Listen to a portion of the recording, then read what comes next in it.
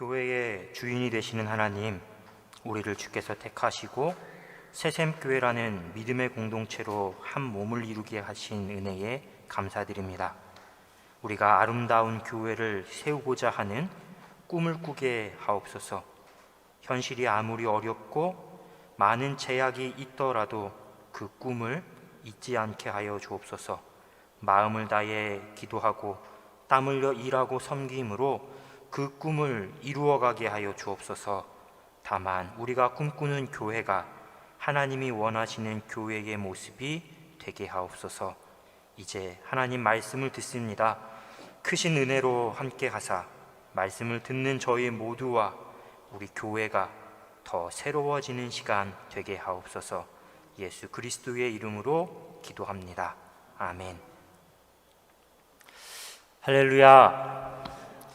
네, 비가 내리고 있어서 약간은 좀 눅눅하다고 해야 될까요? 습도가 좀 높을 것 같은데 저는 괜찮습니다. 우리 성도님들께서 말씀을 듣는데 불편함이 없다라면 뒤에 냉방을 조금만 약하게라도 좀 공기를 좀 쾌적하게 하기 위해서 좀 틀어주시면 좋을 것 같습니다.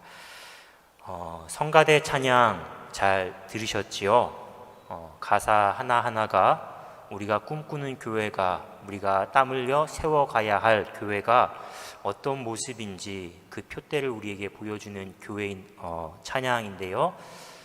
저는 어제 성가대 찬양을 계속 들으면서 많은 가사들이 다 은혜로웠지만 한 구절이 크게 제게 다가왔는데, 사랑의 불꽃이 활짝 꽃피는 교회, 날마다 사랑의 불꽃이 활짝 날마다 꽃피는 교회, 이런 가사였습니다. 요즘 이제 신조어 중에 줄임말 중에 금사빠라는 말이 있습니다. 들어보셨나요? 금방 사랑에 빠지는 사람, 누군가 이성이겠지요. 크게 고민하지 않고 자신의 마음을 움직이는 어떤 매력 하나가 있으면 금방 푹 사랑에 빠지는 사람을 금사빠라고 하고요. 반대로 누군가를 금방 좋아하고 사랑하지만 금방 또 실증을 내고 금방 또 사랑이 식어버리는 사람을 금사식, 금방 사랑이 식어버렸다, 이렇게 표현하는데요. 찬양의 그 가사를 들으면서 하나님에 대한 우리의 마음, 우리의 사랑은 어떠해야 되나라는 것을 생각해 본 것입니다. 사랑은 뜨겁게 하고 또 날마다 새롭게 하되 그 사랑이 쉽게 변하거나 식지 않도록 늘 우리가 우리의 삶과 마음을 지켜야 할 것입니다. 오늘 우리 교회가 이 땅에 세워진 지 42년이 지난 기념주일입니다. 말씀을 준비하면서 몇 년 전에 교회에서 제작한 교회 수첩을 제가 펼쳐보게 되었습니다. 2015년 교회 수첩이었습니다. 한 장 한 장 넘기면서 우리 교회가 걸어온 지나간 과거들을 훑어봤고요. 오늘 우리의 모습, 또 짧게는 3년, 5년 뒤 미래 교회 모습에 대해서 생각을 해봤습니다.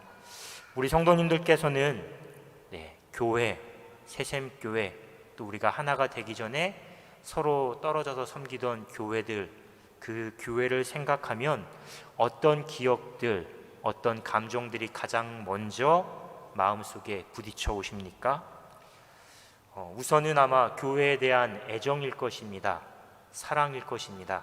또 교회를 섬겨오면서 기쁘고 감사했던 여러 가지 기억들을 생각하게 될 겁니다. 또한 동시에 아무래도 함께한 세월이 있다 보니까 그 세월 속에서 때로는 속상했던 일, 또 아쉽고 힘들었던 그런 기억과 마음들도 있을 것입니다. 그런데 교회의 미래를 생각하면 어떤 생각들, 마음들을 갖게 되십니까? 간혹 저에게 목사님 참 힘드시겠어요. 참 힘드시겠어요. 아마 저를 염려하는 마음에 그런 말씀을 해주시는 성도님들이 계신데요. 목회자인 저는 우리 새샘교회의 미래를 생각하면 어떤 생각을 하게 될까요? 걱정 없습니다. 하나도 걱정하지 않습니다. 불안하지 않습니다. 제가 이렇게 말씀을 드린다면 그건 아마도 거짓말일 것입니다. 저에게도 당연히 교회에 대한 걱정 또 염려가 있습니다. 그런데 그래도 걱정하는 마음도 있지만 그 걱정하는 마음보다 저에게 더 크게 주어진 마음은 그래도 기대하는 마음입니다. 소망하는 마음입니다.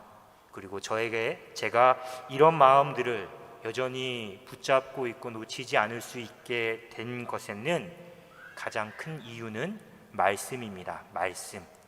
새샘교회에 제가 부임하기 전에 새샘교회가 어떤 교회인지도 잘 모르는 상태에서 제가 새샘교회를 생각하면서 기도할 때 하나님께서 제게 주신 말씀이 있습니다. 오늘 함께 읽었던 잠언 3장 5절과 6절 말씀입니다. 한번 우리가 화면을 보면서 말씀을 다시 한번 함께 봉독하겠습니다. 시작. 너는 마음을 다하여 여호와를 신뢰하고 내 명철을 의지하지 말라. 너는 범사의 그를 인정하라. 그리하면 내 길을 지도하시리라. 아멘. 제가 처음 부임하고도 말씀 중에 우리 성도님들께 이 말씀을 소개했었는데요. 잠언 말씀을 자세히 보면 이 말씀 안에는 우리가 하나님 앞에서 해야 할 일과 반대로 하지 말아야 할 일에 대해서 명확하게 구분하고 있습니다. 먼저 우리가 해야 할 일은 마음을 다해서 하나님을 신뢰하는 일입니다. 마음을 다해 하나님을 신뢰하는 일. 반대로 우리가 하지 말아야 할 일은 자기 명철을 의지하는 일입니다. 지혜자는, 잠언의 기자는 우리가 이를 잘 분별하고 말씀을 따를 때, 하나님을 신뢰하고 인정할 때 하나님께서 우리의 길을 지도해 주신다, 인도해 주신다라고 말하고 있습니다. 하나님의 어리석음이 사람의 지혜보다 낮고 하나님의 약하심이 사람의 강함보다 강하기 때문에 아무리 우리의 계획과 명철을 의지한다 할지라도 그것이 하나님 앞에서는 너무나 초라하고 너무나 부족할 따름입니다. 사랑하는 우리 새샘교회 성도 여러분, 우리 교회가, 우리 모두가 다 저는 이 말씀을 우리의 마음으로 또 삶으로 아멘으로 화답하면서 살아갈 수 있기를 소망합니다. 짧은 시간이지만 제가 새샘교회를 섬겨오는 동안 저는 이 말씀이 제 삶 안에서 또 우리 교회와 성도님들의 삶 가운데에 역사하는 것을 분명히 경험했습니다.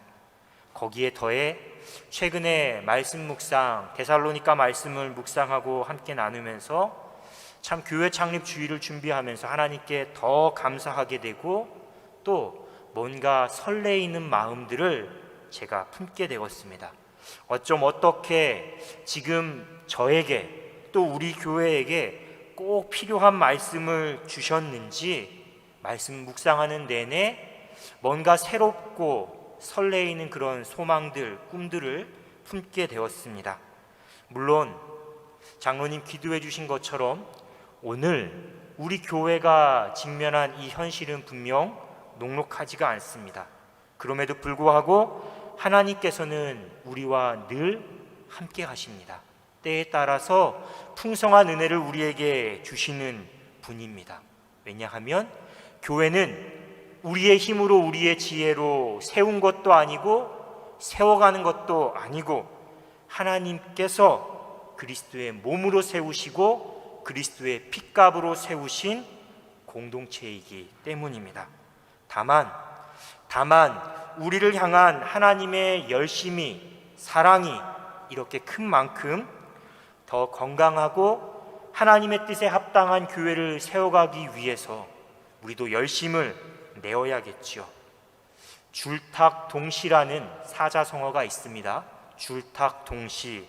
여기서 줄은 달걀 안에 있는 병아리가 달걀 껍질을 깨기 위해서 안에서 밖으로 그 달걀을 쪼는 것을 줄이라고 하고요. 탁이라는 것은 밖에서 어미닭이 껍질을 쪼는 것을 탁이라고 합니다.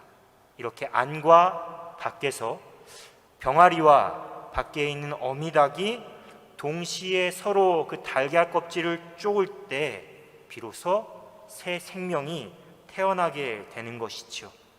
우스갯소리지만 비슷한 말로 이런 말이 있습니다. 달걀을 다른 사람이 깨면 뭐가 되겠습니까? 달걀 후라이가 되고요. 달걀 안에 있던, 껍질 안에 있던 병아리가 스스로 깨면 무엇이 됩니까? 네? 네, 병아리가 되는 겁니다. 누군가 껍질을 깨워줄 때는 달걀 후라이가 되는 거고요. 스스로 껍질을 깨고 나올 때에만 생명이 되는 겁니다. 병아리가 되는 것이죠. 우리의 삶도 신앙도 우리의 교회도 마찬가지입니다. 하늘과 땅, 하나님과 사람의 열심이 함께 하나가 될 때, 그때 비로소 생명이 펼쳐지게 되는 것이고, 우리의 삶 안에서도 교회 안에서도 하나님 나라가 펼쳐지게 되는 것입니다. 그렇다면 우리가 힘써야 할 우리의 열심, 우리의 노력은 무엇일까요? 바로 교회의 기본, 신앙의 기본을 더 다지는 겁니다. 아시는 분은, 느끼시는 분은 느끼셨겠지만 제가 계속해서 기본을 강조하고 성도님들과 말씀으로 나누는 이유가 바로 여기에 있습니다. 사도신경, 주기도문, 십계명을 배우는 것도, 팔복 말씀을 함께 나누는 이유도 다 여기에 있습니다. 창립기념 주일을 맞아 오늘 본문 말씀 잠언과 마태복음 말씀을 택한 이유 역시나 우리 그리스도인과 교회의 본질이 무엇인지, 하나님께서 우리 한 사람 한 사람에게, 우리 새샘교회에게 맡기신 사명이 무엇인지를 우리가 다시 배우고 결단하기 위함입니다.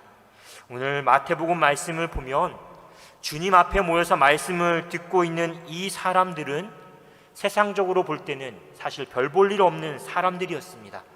가난한 사람들, 병들고 또 귀신 들렸던 사람들, 그런 사람들이 주님께 나음을 입고 주님 앞에 모여 말씀을 듣고 있는 것입니다. 또 이제 막 주님의 제자로 부름을 받았던 제자들입니다. 하지만 우리가 함께 말씀을 나눴던 것처럼 팔복 말씀을 들으면서 이들은 성품이, 또 삶의 가치관들이 조금씩 변화되었습니다. 이런 점에서 지금 주님 앞에 모인 사람들은 예수님을 만나 변화된 우리들, 바로 우리 그리스도인, 우리 교회라고 말할 수 있습니다. 앞에 팔복 말씀에서 주님은 심령이 가난한 자, 애통하는 자, 이렇게 3인칭으로 그들 이렇게 표현하면서 말씀을 가르쳐 주었는데요, 오늘 본문 말씀에서 주님은 너희는 이라고 말씀하십니다. 제자들, 바로 우리들에게 더 직접적으로, 더 가깝게 말씀을 전하시는 겁니다. 너희는 세상의 소금이다, 너희는 세상의 빛이다, 이렇게 말씀하시는 거죠. 바로 우리에게 너희는 세상의 소금이다, 너희는 세상의 빛이다, 이렇게 말씀하고 계시는 겁니다. 세상의 소금이다, 세상의 빛이다 라는 말씀은 주님 안에서 새로운 영적인 정체성을 우리가 갖게 되었다라는 뜻입니다. 또 우리가 이제 주님의 제자가 되었으니까 이전과 다른 새로운 사명을 갖게 되었다라는 뜻이기도 합니다. 그런데 이 말씀은요, 먼 미래의 이야기가 아닙니다.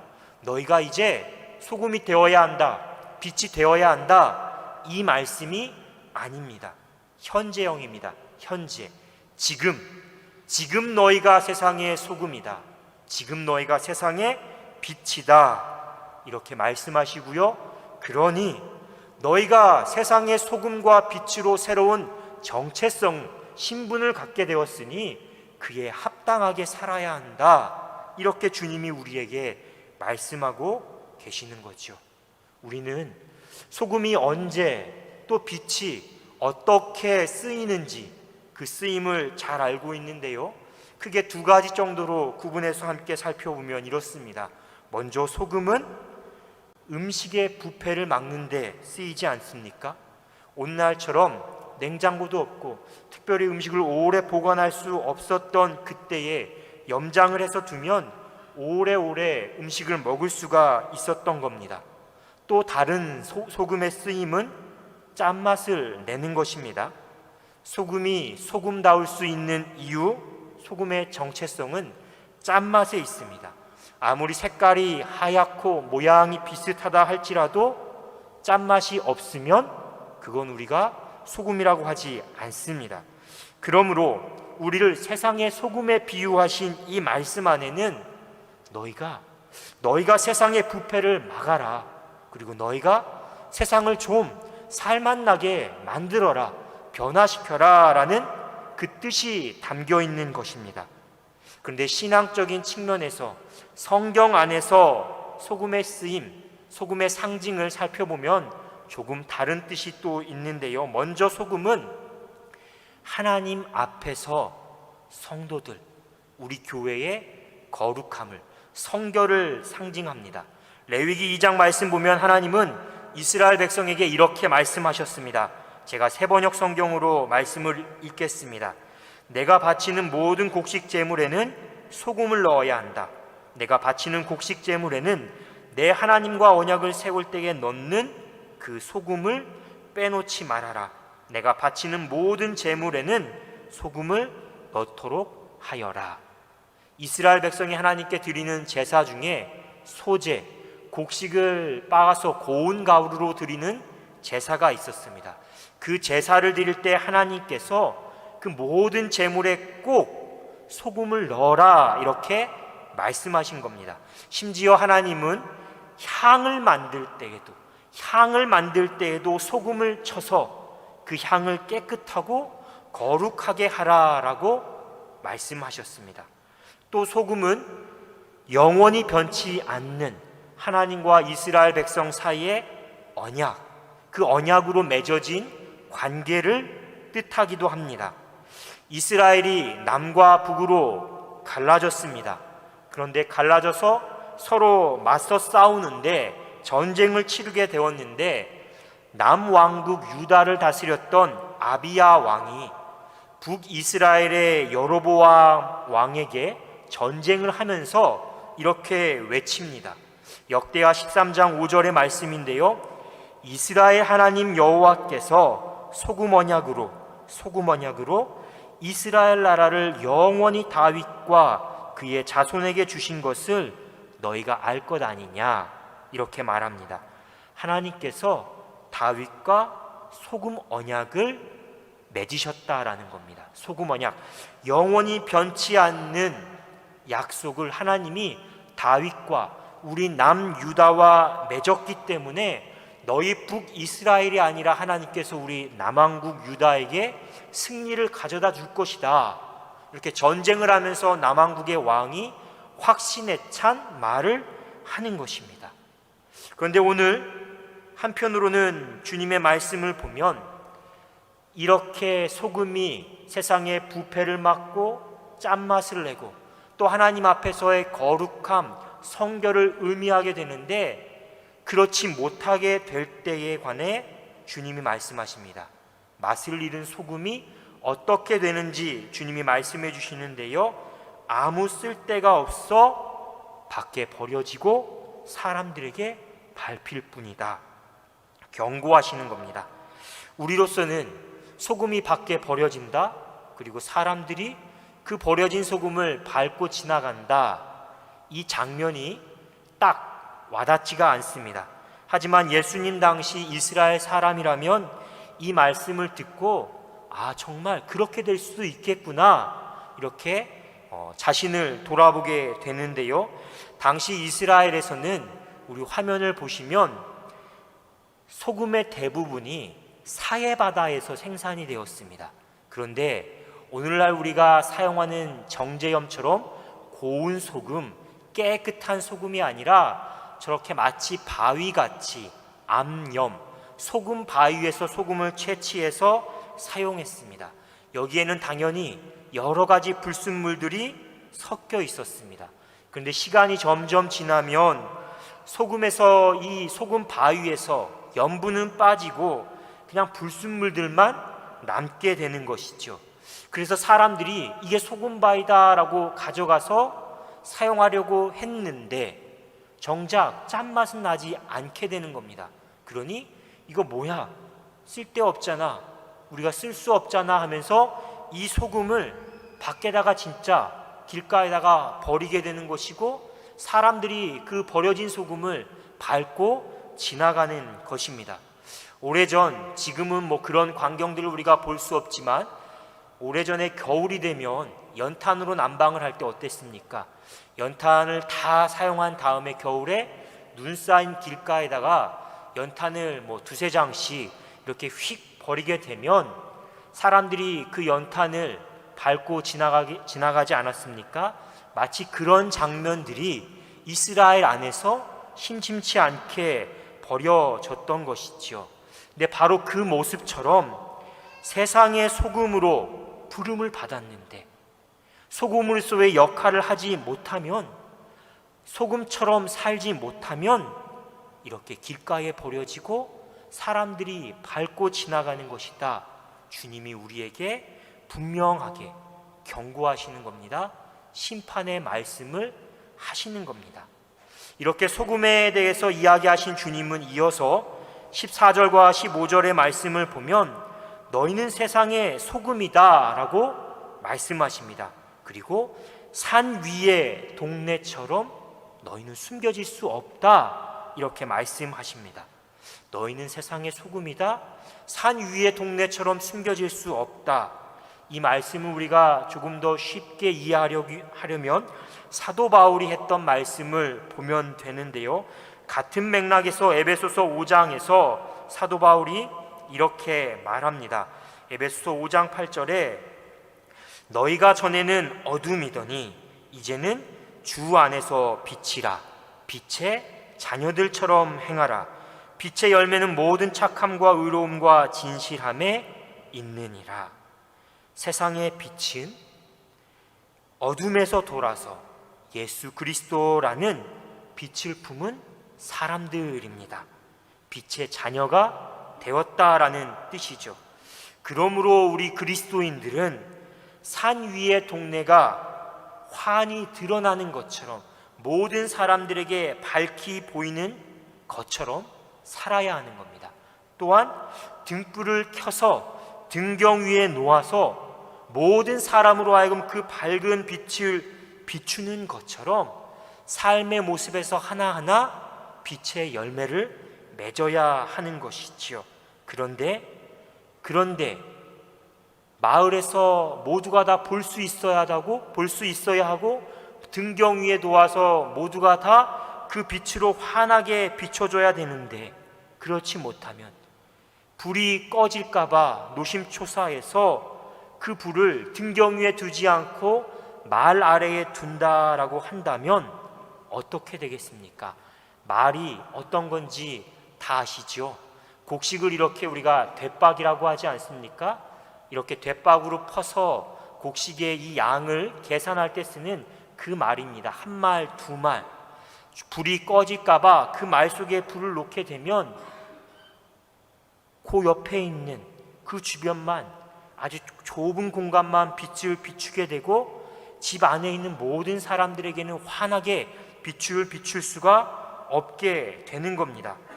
이 역시 세상의 빛의 자녀로서 자기 정체성과 사명을 잃어버린 그리스도인, 우리 교회에 대한 경고의 말씀입니다.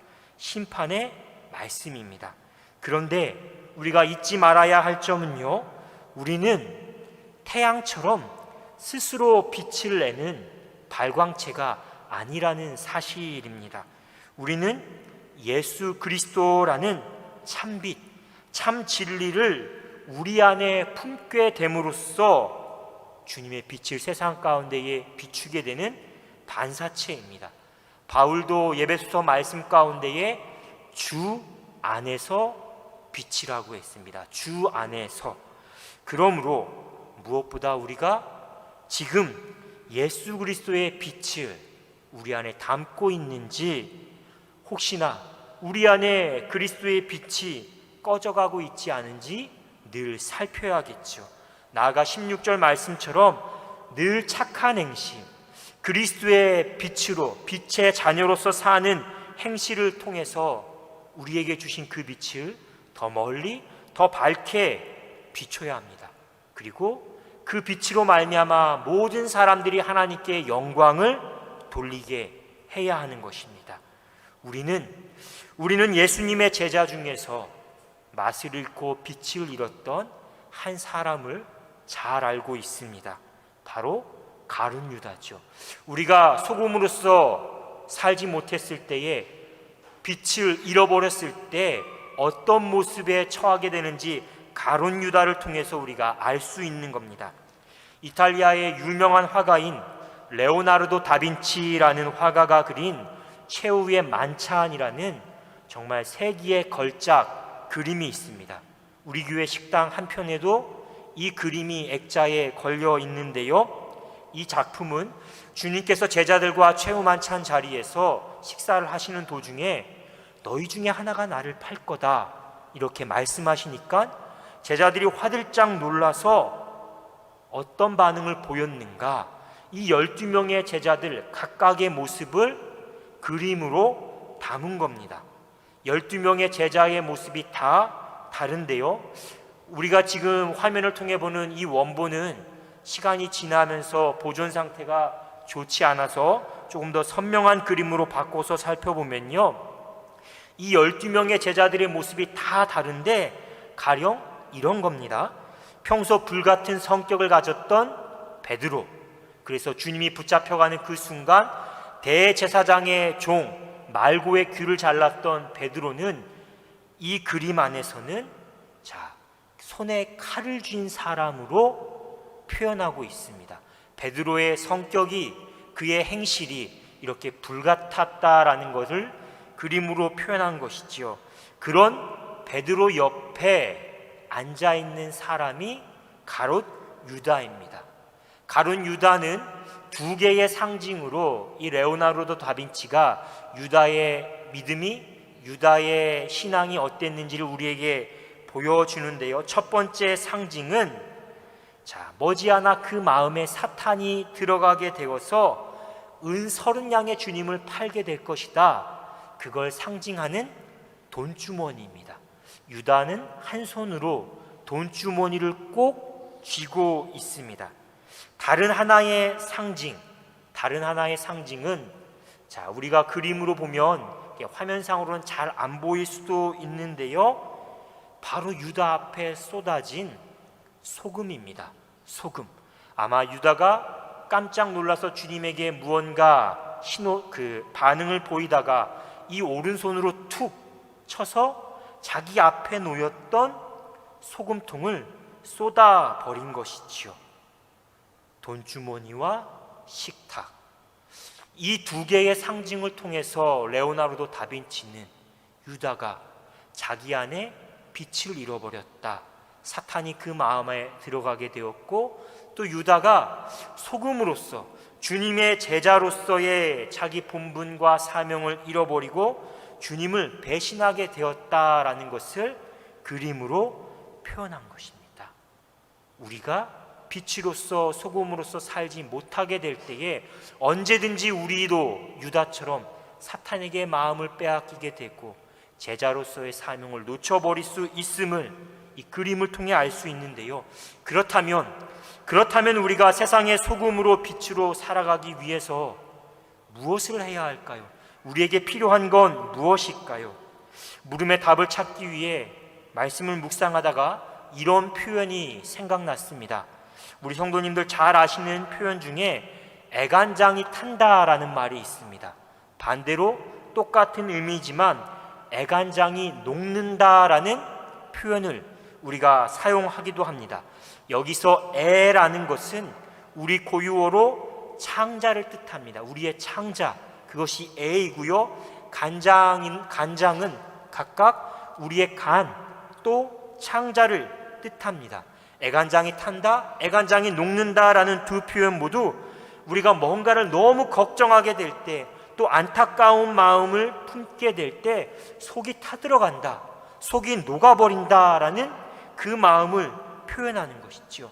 그런데 소금과 빛을 보면 똑같이 우리가 애간장이 탄다, 애간장이 녹는다라는 것을 대입해 볼 수 있습니다. 소금은 자신을 녹여서 맛을 내고요, 초는 어떻습니까? 초는 자신을 불태워서 빛을 발합니다. 마찬가지로 소금과 빛처럼 우리 그리스도인들과 교회는 애간장이 녹는 듯한 마음으로, 아니 애간장이 타는 듯한 마음으로 소금과 빛의 사명, 정체성을 지켜갈 수 있는 것이죠. 아직 예수 그리스도를 모르는 사람들을 볼 때 그냥 그러려니 지나치는 것이 아니라 어떤 이유에서, 피치 못할 사정에서 잠시 주님으로부터 떨어지고 교회로부터 멀어진 누군가를 생각할 때 그래, 그러려니 하고 지나가는 것이 아니라 정말 우리 안에 애간장이 타는, 애간장이 녹는 마음이 있어야 되는 것이지요. 마찬가지로 우리의 죄악으로 인해서 신음하는 창조 세계를 볼 때, 또 여러 가지 세상의 죄 때문에 어려움을 겪고 있는 가난과 질병과 전쟁 때문에 삶의 기쁨과 평안을 빼앗긴 이웃들을 바라보면서 우리가 애간장을 태우고 애간장이 녹는 것과 같은 마음의 아픔들을 품어야 되는 것입니다. 그들을 위해 간절히 기도하는 것은 물론이고 우리가 어떻게 도울 수 있을까, 무엇을 나눠줄 수 있을까 생각하게 되고, 직접적으로 우리가 그 마음을 삶의 실천으로 옮길 때 우리가 세상의 소금, 세상의 빛으로 살아갈 수 있다라는 것입니다. 말씀을 마치려고 합니다. 오늘 말씀에서 주님은 우리에게 너희는 세상의 소금이다, 너희는 세상의 빛이다 라고 말씀하셨습니다. 우리의 새로운 정체성, 우리의 새로운 사명을 가르쳐 주시는 말씀입니다. 이것이 예수님을 통해서 우리가 하나님과 맺게 된 영원한 약속이고요, 또 우리가 애타는 심정으로 세상 가운데에 실천해야 하는 우리에게 주어진 거룩한 삶이기도 합니다. 그런데 오늘 이 말씀을 헬라어 원문 말씀으로 보면 제자들을 가리키는 너희는, 이 너희는이라는 표현이 다 대문자로 쓰여졌습니다. 대문자. 이것이 무엇을 뜻하냐면요, 너희는이라는 주님의 말씀을 듣는 제자들을 강조하는 겁니다. 이 원문의 강조점을 살려서 말씀을 우리가 다시 읽어보면 이런 뜻이 됩니다. 세상의 수많은 사람 중에, 세상의 수많은 모임 중에 바로 너희가, 아니 너희야말로 세상의 소금이다. 너희야말로 세상의 소금이고 세상의 빛이다, 이렇게 말씀하시는 겁니다. 이런 점에서 이 말씀은 여전히 우리 교회가, 우리 그리스도인들이 아무리 힘들고 세상으로부터 손가락질을 당해도 세상의 소망이 되는 근거가 되고요, 또 우리가 세상의 소망으로 살아야 하는 이유를 뜻하기도 합니다. 간절히 바라기는 오늘 교회 설립 42주년 예배를 드리는 우리 모두에게 이 말씀이 큰 은혜가 되고 또 거룩한 부담으로, 거룩한 도전으로 다가오기를 소망합니다. 한 사람 한 사람이 서로에게 소금이 되고 빛이 되고 우리가 이 지역과 세상 가운데에 만나고 빛나는 그런 소금과 빛으로 살아갈 수 있기를 주님의 이름으로 축원합니다.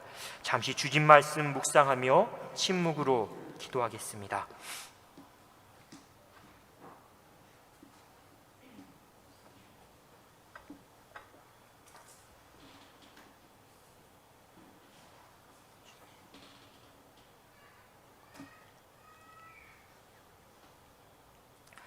사랑의 주님, 아무 공로 없는 저희를 세상의 소금으로, 세상의 빛으로 삼아주시고 귀한 사명을 맡겨주심에 감사합니다.